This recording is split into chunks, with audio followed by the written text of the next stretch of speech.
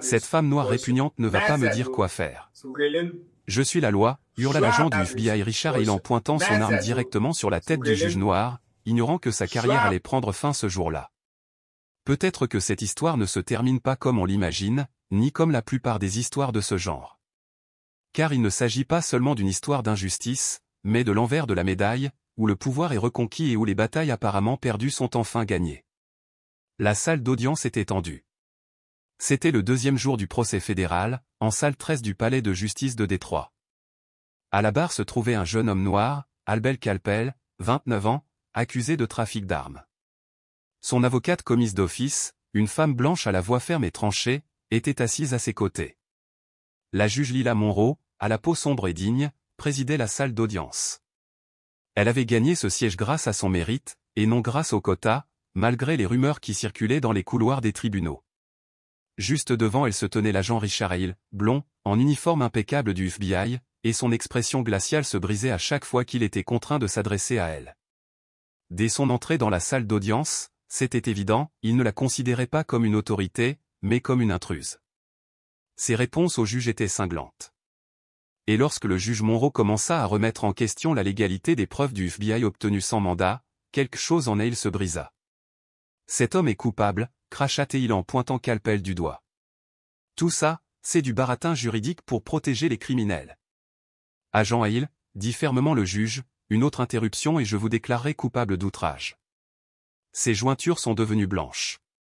Et puis c'est arrivé. Hale, pris d'une fureur aveugle, sortit son arme à feu. De là où il se tenait, il la pointa directement sur le juge. « Tu ne vas pas me dire comment faire mon travail, espèce d'esclave, rugit-il, les yeux fous, la voix tremblante de fureur et de quelque chose d'encore plus sombre. Un cri résonna dans la salle d'audience. L'huissier saisit son arme. Deux jurés s'écrasèrent au sol. L'avocate de Calpel poussa sa chaise pour protéger son client. Mais la juge, elle, ne bougea pas. Pas d'un pouce. « Baissez votre arme, dit-elle. » Sa voix était plus basse que d'habitude, mais tranchante, fendant l'air comme une lame.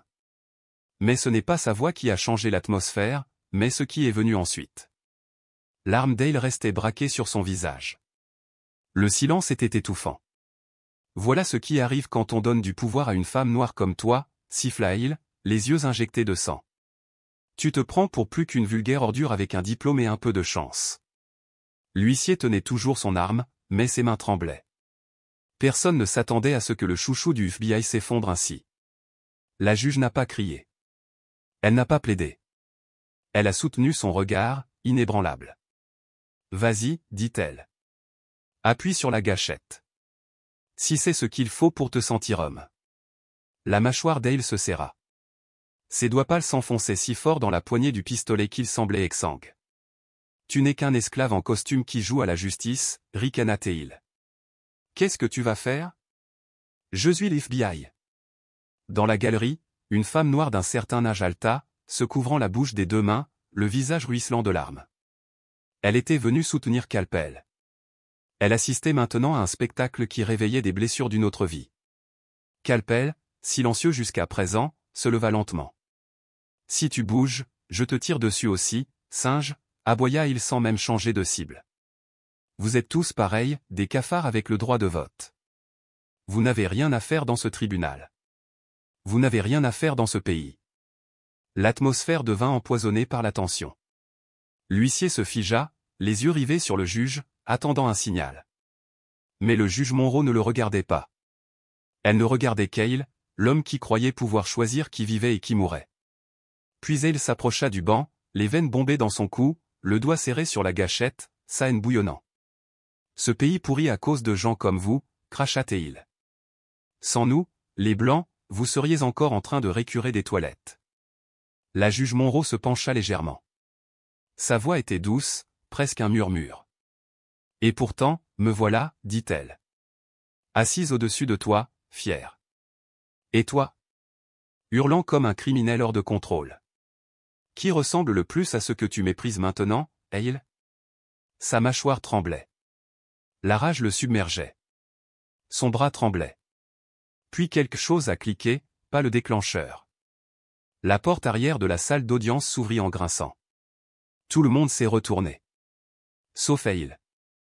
Il ne broncha pas. Ses yeux restèrent fixés sur Monroe. Son visage se crispa, tordu par une fureur si profonde qu'elle lui parut primitive. « Qui a ouvert cette porte » hurla-t-il. « Ferme-la. Elle ne quittera pas cette pièce tant qu'elle ne saura pas qui commande. » L'huissier se prépara, mais ne parla pas. La juge inclina la tête calmement, posée. « Et qui es-tu pour m'apprendre quoi que ce soit, Hale » dit-elle d'une voix d'acier enveloppée de velours. « Tu ne peux même pas contrôler ta propre rage. Regarde-toi. Tu trembles comme un chien enragé en costume. » Ce mot « chien » touchait une corde sensible. Son visage se tordit. Une veine épaisse palpitait sur son front, comme si elle allait éclater. « Ne me parle pas comme ça, espèce de noir. » grogna-t-il, lançant le mot comme une arme, le crachant comme pour se débarrasser du poison. « Tu sais combien j'en ai vu mourir dans les ruelles, le crâne éventré? Personne ne les remarque. Et si tu continues à parler comme ça, tu seras peut-être le prochain. » Et il fit un autre pas en avant. Le pistolet touchait presque son visage maintenant. « Tu me dégoûtes, fulmina-t-il. Ce petit numéro de supériorité.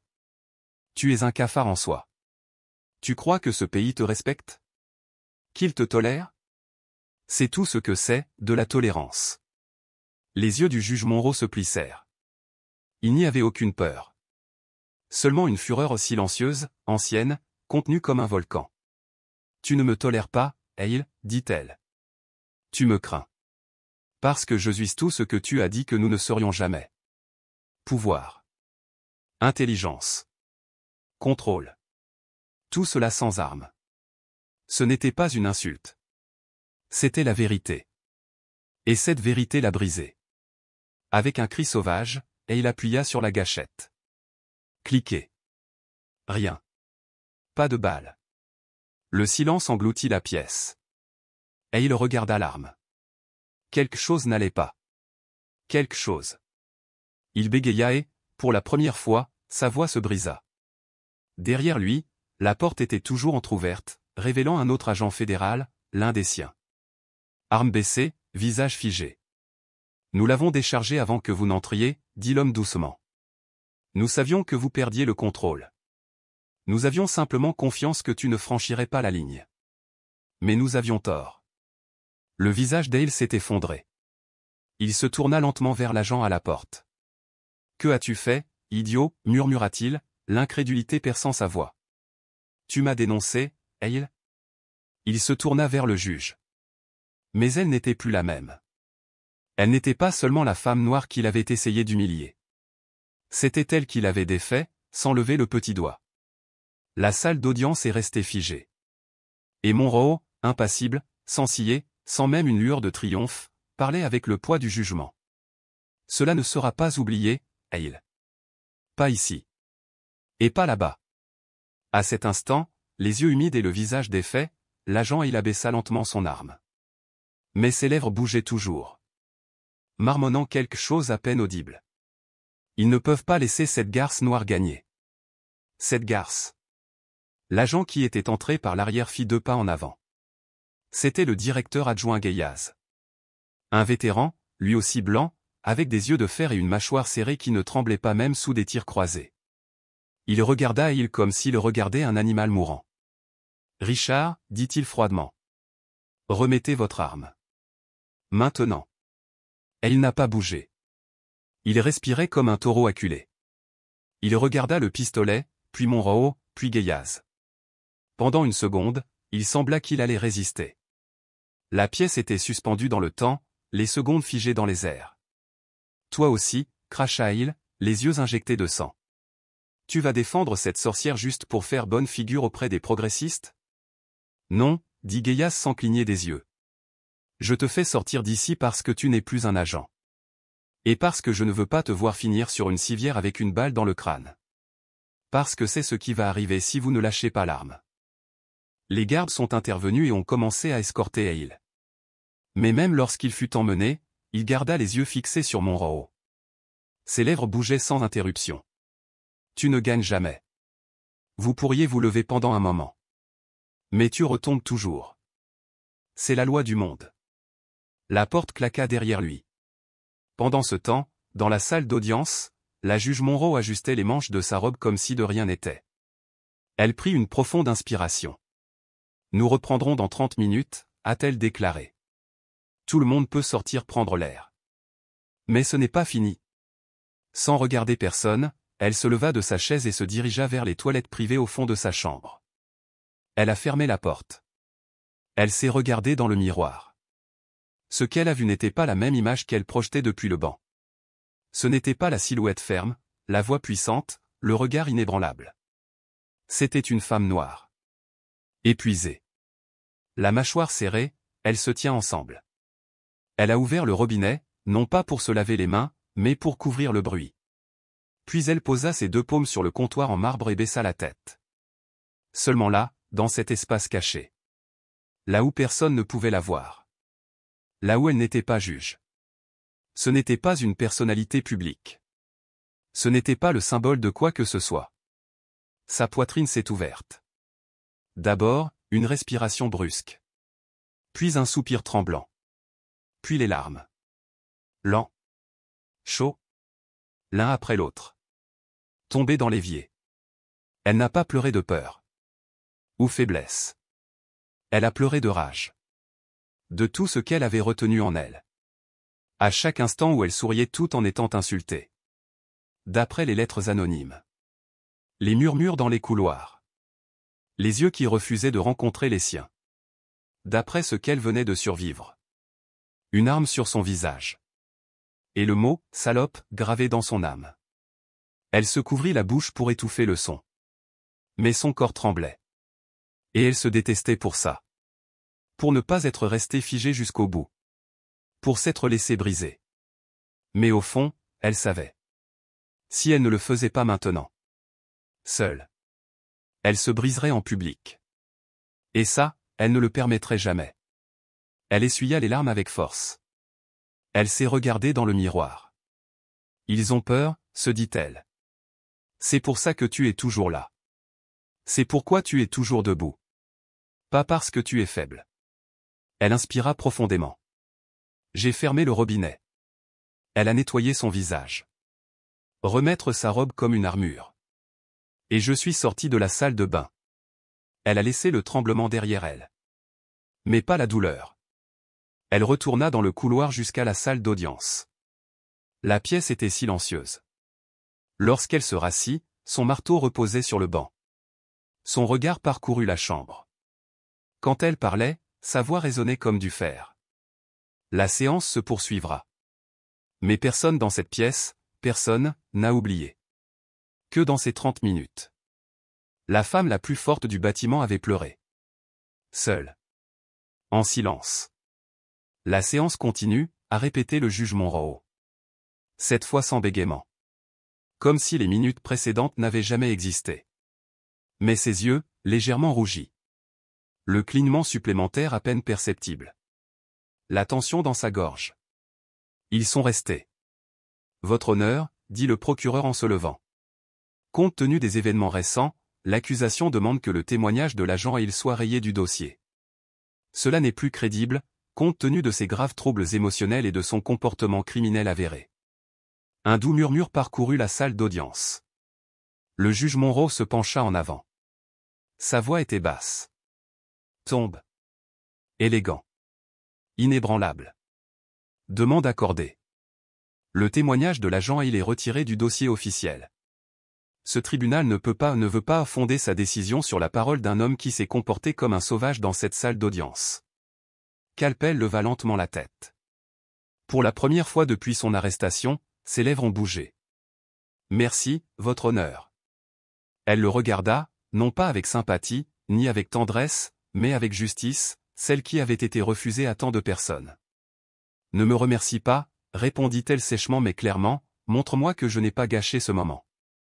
Et à cette seconde, la salle d'audience n'était plus seulement un tribunal, elle est devenue une balance fragile, où une femme qui s'était un jour effondrée dans une salle de bain reconstruisait désormais la justice avec chaque mot, chaque décision, chaque regard inébranlable. Le procès se poursuivrait. Le jury a-t-il rendu son verdict, a demandé le juge Monroe. Oui, votre honneur, a répondu la porte-parole du jury, une femme latino-nerveuse d'une 50aine d'années. Procédé. Dans l'affaire du peuple contre Kalbel. Pause. Tout le monde retenait son souffle. Nous trouvons le défendeur. Pause. Non coupable des accusations portées. Une vague de souffle libéré a balayé la pièce. Kalbel s'effondra sur son siège, fermant les yeux. Son avocat lui prit la main, sans célébrer, mais en la serrant fermement. Le jeune homme ne sourit pas, il murmura simplement. « Merci, merci de me croire. » Le juge hocha la tête. Cette séance est levée. Elle a frappé le marteau. Mais tout le monde savait que ce procès n'était pas la fin, c'était le début d'un autre. 2 mois plus tard, Cour fédérale, affaire, États-Unis contre Richard Hale, même bâtiment, salle d'audience différente. Cette fois, Hale était assis sur le banc des accusés au sans uniforme, les poignets marqués par la morsure froide de l'acier, les cheveux plus longs, plus gris sur les bords, le visage assombri. Monroe ne présidait pas ce procès, elle ne pouvait pas. Mais elle était dans la salle, assise parmi le public, observatrice officielle de la commission d'éthique judiciaire. Personne ne l'a dit à voix haute, mais tout le monde savait qu'elle devait être là. Elle avait besoin d'être témoin de cela. La juge désormais en charge, une femme asiatique aux manières calmes, regarda l'accusé comme si elle l'examinait au microscope. Le procureur principal a commencé. L'accusé, Richard Hale, a été arrêté en audience publique pour tentative de meurtre sur un juge fédéral, pour avoir brandi une arme à feu, pour comportement raciste répété et pour abus de pouvoir. Aujourd'hui, nous sommes ici pour demander des comptes à un homme qui se croyait au-dessus des lois. Mais il ne l'était pas. Le procès s'est déroulé rapidement, les preuves étaient claires, les témoins forts, les déclarations accablantes. Même le dossier interne d'Hale au FBI, caché pendant des années, a refait surface, des plaintes internes concernant des propos racistes, des accusations ignorées, des punitions discrètes masquées par des transferts silencieux. Puis vint le jour de la condamnation.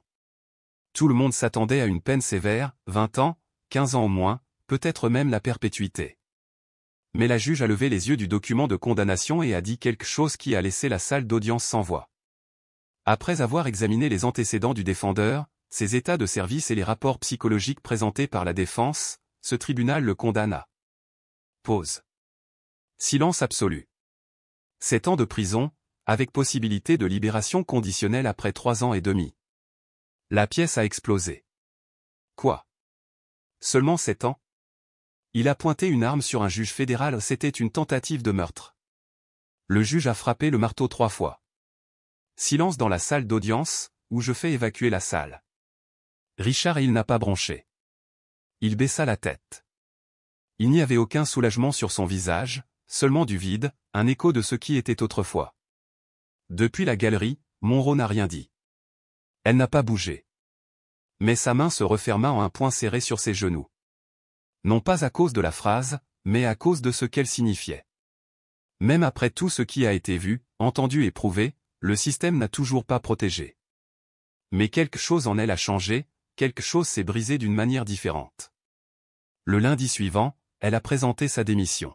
« Êtes-vous sûr, votre honneur ?» lui a demandé un collègue. « Après tout ça, tu t'en vas maintenant ?» Elle le regarda. « Je ne m'en vais pas. J'en ai juste assez de prétendre que cette chaise détient le pouvoir alors qu'elle ne fait que soutenir le mensonge. » Et sans cérémonie, sans discours, elle partit. Des années plus tard, une petite organisation est née dans un quartier oublié de Détroit. Elle était dirigée par une femme qui ne portait plus de robe, mais qui enseignait le droit dans des salles de classe improvisées. Et défendait des jeunes que personne d'autre n'écoutait. Sur la porte, une plaque de métal rouillé disait « La justice n'est pas l'autorité, c'est la résistance. » Et en dessous, en petits caractères. Fondée par Lila Monroe. Parce que parfois, lorsque le système échoue, la justice n'est pas rendue. Cela se construit, brique par brique. Personne par personne. Et jamais du haut vers le bas. Si vos US avez été touchés par cette histoire, vous devez regarder la suivante. Une femme a été arrêtée simplement parce qu'elle était noire. Et un simple appel téléphonique a brisé sa vie. Cliquez maintenant et nous vous y retrouverons. Et n'oubliez pas, nous voulons savoir d'où vous regardez. Laissez-nous un commentaire et mentionnez votre pays. Assurez-vous de vous abonner et de laisser un like si cette histoire signifie quelque chose pour vous.